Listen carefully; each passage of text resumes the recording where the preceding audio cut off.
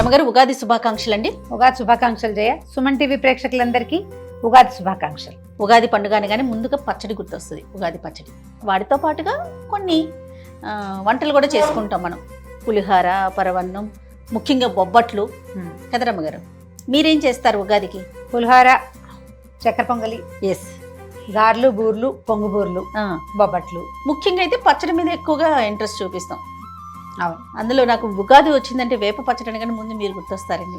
ఎందుకంటే వేప చిగురిని దాచుకొని దాన్ని మీరు పొడిలాగా చేసి ప్రతి మొదటి ముద్దలో తినాలని ఎప్పుడు చెప్తూ ఉంటారు కదా. మరి పులిహార చేసేద్దాం రమ్మగారు. ఓకే ఓకే, పండగ స్పెషల్ అండి. బాకే ముందుగా మీరు ఎంత వండుకోదలుచుకున్నారో సుమారుగా ఒక గ్లాస్ బాతిక అలా అనుకోండి. అంటే 1/2 కిలో కంటే ఎక్కువ ఆ మాత్రం గ్లాస్ ఉంటే గ్లాస్ నిండా రైస్ కుక్కర్లో పెట్టుకోండి. 1కి 2 నీళ్ళు పోసి శుభ్రంగా కడగటం, 1కి 2 నీళ్ళు పోసి కుదిరితే కొంచెం ఒక చిటికెడు పసుపు, ఒక చుక్క నూనె అందులోనే వేసి వండుకోండి. లేదా ఒట్టిగా అన్నం వండేసుకోండి. కొంచెం పాత బియ్యం అయితే మరి కాసి నీళ్ళు ఎక్కువ పోయండి, లేకపోతే అన్నం మరీ మెతుకులుగా పుల్లల్లాగా ఉంటుంది. పులిహోరకి మరీ మెతుకులుగాను ఉండకూడదు, అందుకని శుద్ధగా ఉండకూడదు. ఏం చేద్దామంటే ఒక చిన్న గ్లాస్, ఒక గ్లాస్ నీళ్లు మరగబెట్టుకుని చింతపండు నానబెట్టుకుందాం. చింతపండుని చన్నీళ్ళల్లో నానబెట్టి రసం తీస్తే వేస్టేజ్ ఎక్కువ ఉంటుంది. అందుకని ఏం చేయాలంటే మొదట మనం బియ్యం కడుగుతుండగానే నీళ్లు మరగబెట్టుకోవాలి. బియ్యం కుక్కర్ పెట్టే లోపల, మనం అన్నం ఉడికే లోపల ఈ నీళ్లు మరిగిన నీళ్ళల్లో చింతపండు వేసేయండి. వేసి మూత పెడితే ఒక 10 నిమిషాలకి బాగా ఊరిపోతుంది, బాగా నానుతుంది కదా, క్షణాల్లో రసం వచ్చేస్తుంది. ఓకే రమ్మగారు, పొయ్యి ముందు మీరే నుంచుంటే ఎప్పుడు స్టవ్ మీరే వంట చేస్తున్నట్టు. నేను అటు నుంచుంటాను రమ్మగారు. మీకు అట్లీస్ట్ అసిస్టెంట్ కన్నా వాడండి ప్లీజ్. ఈ మరిగిన నీళ్ళల్లో చింతపండు వేసి దీనికి మూత పెట్టండి. ఓకే, బియ్యానికి లోపల అన్నం వండేసుకుందాం. అన్నాన్ని మనం ఏం చేద్దామో చూద్దాం. తప్పకుండా. ఓకే, పక్కన పెట్టు. రైస్ ఒక పెద్ద పళ్ళెంలో కానీ ఏదైనా వెడల్పాటుగా ఉన్న పాత్రలో వేసుకోండి. ఈ వేడిగా ఉండగానే మనం ఏం చేయొచ్చు, ఒక స్పూన్ పసుపు దీని మీద. మనం వండేటప్పుడే ఒక చిటికెడు పసుపు, కొంచెం ఒక 1/2 స్పూన్ పసుపు వేసి 1 స్పూన్ నెయ్యి వేసామనుకో ఈవెన్గా కలర్ వస్తుంది. అవును, లేకపోతే ఇట్లా పైన వేసుకోవచ్చు. ఉప్పు కాక్కర్లేదు. ముందు కరివేపాకు. మనం ఇంట్లో ఏ పదార్థం చేసినా రమ్మగారు కాస్త స్వచ్ఛంగా హెల్దీనెస్ అనేది మనం బాగా కోరుకుంటున్నాం. ఏదైనా ప్యూరిటీ మీద ఎక్కువ కేర్ చూపిస్తున్నాం కదా. మంచి పసుపు వాడుకోవాలి, అలాగే మంచి బియ్యం, దాంతోపాటు మంచి నూనె కూడా చాలా అవసరం.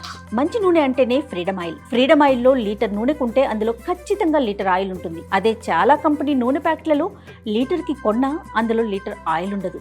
అందుకే క్వాలిటీతో పాటు క్వాంటిటీ కూడా ఖచ్చితంగా ఇచ్చేది ఫ్రీడమ్ ఆయిల్ మాత్రమే. ఫ్రీడమ్ అంటేనే నమ్మకం. మనకి బొజ్జలోకి వెళ్ళేది ప్రధానంగా ఉప్పు, కారం, పసుపు, దాంతో పాటుగా నూనె లేని మన వంటలు అసలు ఊహించుకోలేము. అవును కదా, మీరంటే నెయ్యి ఊహించుకోలేరేమో, మేమైతే నూనె కూడా. ఈ నూనె విషయంలో కూడా చాలా కేర్ తీసుకోవాలండి. ప్యూరిటీకి, స్వచ్ఛతకి మారు పేరు మన ఫ్రీడమ్ పల్లి నూనె. పల్లి నూనె వేసుకుంటే చాలా బాగుంటుందని చెప్పారు రమ్మగారు పులిహార కోసం, అందుకని పల్లి నూనె తెప్పించానండి. మీరు పప్పు నూనె, నువ్వుల నూనె కూడా వాడుకోవచ్చు. పల్లి నూనె కూడా బాగుంటుంది, రుచికరంగా ఉంటుంది. మరి బాగా ఎక్కువ కలిపేయకుండా కొంచెం పైన అలాగా కలిపితే పసుపు రంగు ఈవెన్ గా పడుతుంది. ఓకే, ఈ వేడి అన్నంలో కరివేపాకు మగ్గి మంచి వాసన వస్తుంది, బాగుంటుంది, స్మెల్ బాగుంది. ఇప్పుడు మామూలుగా మనం ఇంట్లోకి టిఫిన్ కింద చేసుకుంటే అట్లా అనిపించదు రమ్మగారు. ఎందుకు పర్వదినాలప్పుడు, పండుగలప్పుడు ప్రసాదం అనగానే అదొక ఫీల్, అంత చక్కగా ఉండాలి, ప్యూర్ గా ఉండాలి, అట్లా అనుకుంటా ఉంటాం కదా.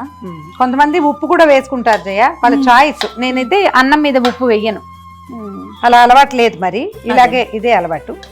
అన్నం కూడా చక్కగా ఉంది, బాగా పలుగ్గా ఉంది, సరిపడా అంటే పులిహోరకి కావాల్సినట్టుగా ఉంది. కలిపేసాం కదా, మూకుడు ఒకటి పెడితే మనం తాలింపు వేసుకుందాము. రమ్మగారు ఏం తిరగమూత వేసేస్తారా? ఫస్ట్ వేసేసి తిరగమాత వేసి దీంట్లో పోసేద్దాం. చింతపండు ఉడకబెట్టి ఒకటే మూకుడులో చేస్తున్నాం మనం. ఇందులో 36 పదార్థాలు చేసుకోకండి. ఒక పాత్రతో చేయటం ప్రాక్టీస్ చేయండి అమ్మా ఎవరైనా, అప్పుడు సామాన్లు తక్కువ అవుతాయి, టైం వేస్ట్ అవ్వకుండా ఉంటుంది. నూనె వేయి, మనకి తాలింపుకి సరిపడా చేయ 1-2 స్పూన్లు సుమారుగా మన కొలత.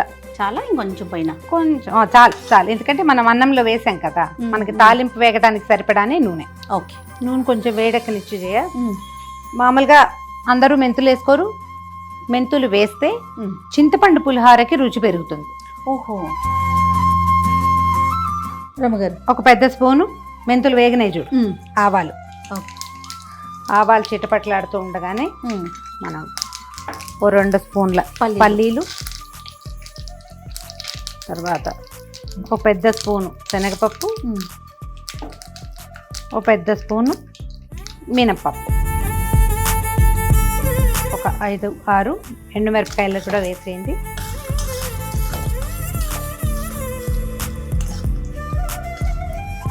తాలింపు చివరికి వచ్చాక అప్పుడు జీడిపప్పులు వేసుకుందాం. పులిహార పోపు అంటారు.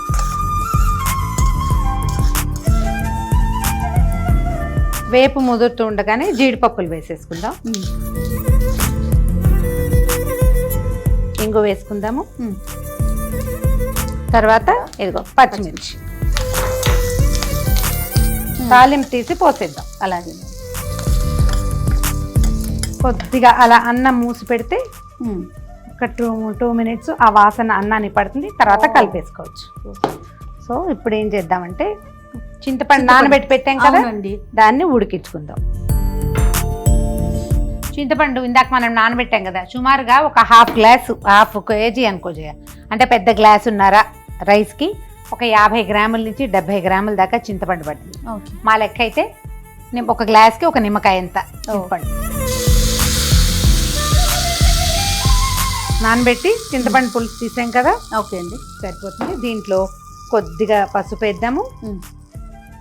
తర్వాత సరిపడా ఉప్పు వేసేసి దీన్ని కొంచెం నూనెలోనే మగ్గనిద్దాం. మనం ఇప్పుడు ఏం చేయొచ్చు అంటే, మనం తాలింపులో పచ్చిమిర్చి ఎండుమిర్చి ఉన్నాయా అవి ఏరి ఇందులో వేసేసి, ఓకే అప్పుడు ఏమవుతుంది, వాటిలో ఉన్న కారం ఏమో ఇందులోకి దిగుతుంది, చింతపండులో ఉన్న పులుపు ఏమో పచ్చిమిర్చిలోకి వస్తుంది.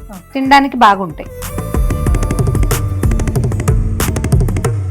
రుచికి సరిపడా సుమారుగా ఇంత దానికైతే ఓ 2 స్పూన్ల ఉప్పు పడుతుంది. రాళ్ళ ఉప్పు వేసుకునే అలవాటు ఉంటే కొంచెం జ్యూస్ వేసుకోండి.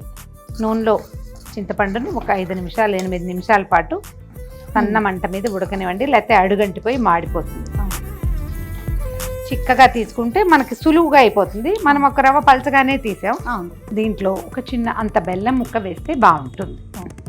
ఇదిగో ఇంత తీయగా అవ్వదు, చింతపండులో ఉన్న వెర్రి పులుపు కొంచెం తగ్గుతుంది అంతే. దీన్ని ఉడకపట్టనిద్దాం. దగ్గర పడాక అందులో కలిపి అందరం కూడా మామిడికాయ పులిహోర చేసుకుంటాం. మామిడికాయ తురిమేసి పులిహోర చేసేసుకుంటాం. ఇదిగో చూడు ఆయిల్ వచ్చేసింది కదా, కనిపిస్తుంది కదా, చాలు. ఇంత మాత్రం నూనె వస్తే సరిపోతుంది.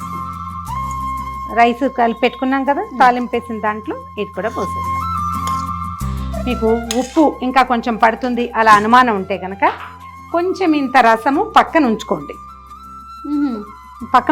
దీన్ని కలపద్దు, దీన్ని ఏం చేయొద్దు. ఈ ముగ్గురు పక్కన పెట్టేసేయండి. ఒకసారి మొత్తం కలిపేద్దాము. ఇప్పుడు మనం దేవుడికి నివేదన పెట్టేశాక, ప్రసాదం కూడా కాస్త మనం స్వీకరించాక, ప్లేట్లలో వడ్డించుకునేటప్పుడు ఇందులో ఉప్పు తక్కువైంది అని మీకు అనిపించింది అనుకో, అప్పుడు ఏం చేయాలి, కొంచెం దాచిపెట్టాం కదా, ఇందులో వేసుకుని ఉప్పు దాన్ని ఇందులో కలుపుకోండి. ఈ పైన ఉప్పు వేస్తే మాత్రం అస్సలు కలవదు, బాగుండదు. అందుకని ఇది ఉంచుకోవాలి. ఇంత ఎక్కువ చేసినా ఉంచుకోండి, కొంచెమే చేసినా ఇది పక్కన ఉంచుకోండి. ఇదేంటంటే బ్యాకప్ ప్లాన్ అన్నమాట. మంచి టిప్ అండి. మనం కలిపేటప్పుడు ఇట్లా తడిగా కనపడాలి. ఇది కనపడితేనే ఇది బాగుంటుంది. మనం కలిపేటప్పుడే ఇది డ్రైగా కనపడుతోంది అనుకోండి, ఇంకా పొడిగైపోయి ఇట్లా అక్షింతల్లాగా పడిపోతాయి, తలంబరాలే ఉంటాయి. రసం ఎక్కువైందా అని అనిపించింది కాదు, ఉంటుంది. అట్లా ఉండాలి. ఉంటేనే మీకు ఇట్లా నలిపి ముద్ద చేసి, ఇప్పుడు వేడిగా ఉంది, ముద్ద చేసి ముద్ద అయితేనే ఇది మీకు ఇంకా సాయంత్రానికి బాగుంటుంది అన్నమాట.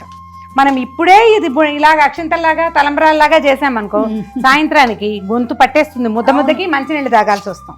ఒక 5-10 నిమిషాలకి ఈ తడిని, ఈ నూనెని అన్నం లాగేసుకుంటుంది. రెడీ ఇంకా పులిహోర. చూడు, మనం మొదట కలిపినప్పుడు ఎక్కువ కలిపేస్తే శుద్ధ అయిపోయేది. జాగ్రత్తగా కలిపాం కదా, చూడు ఎంత అందంగా ఉందో రంగు. మీకోండి మీ ఉగాది పులిహోర రెడీ. మీకు కావాలి అంటే నేను చెప్పా కదా, నువ్వులు కానీ అల్లం కానీ ఏదైనా వేసుకోవచ్చు. లేకపోయినా ఇలా కూడా చక్కగా ఉంటుంది, బ్రహ్మాండంగా దేవుడికి పెట్టడానికి బాగుంటుంది, ఎవరికైనా పంపించడానికి బాగుంటుంది, సాయంత్రము రేపొద్దున తినడానికి కూడా బాగుంటుంది. ఓకే, చక్కగా ఒక చిన్న బౌల్లో తీసుకొని నివేదన దేవుడి దగ్గర పెట్టుకుంటే సరిపోతుంది. సో ఇదండి మన చింతపండు పులిహోర, ఉగాది స్పెషల్ చింతపండు పులిహోర. అంతేనా రమ్మగారు? మరొకసారి సుమన్ టీవీ ప్రేక్షకులందరికీ ఉగాది పండుగ శుభాకాంక్షలు.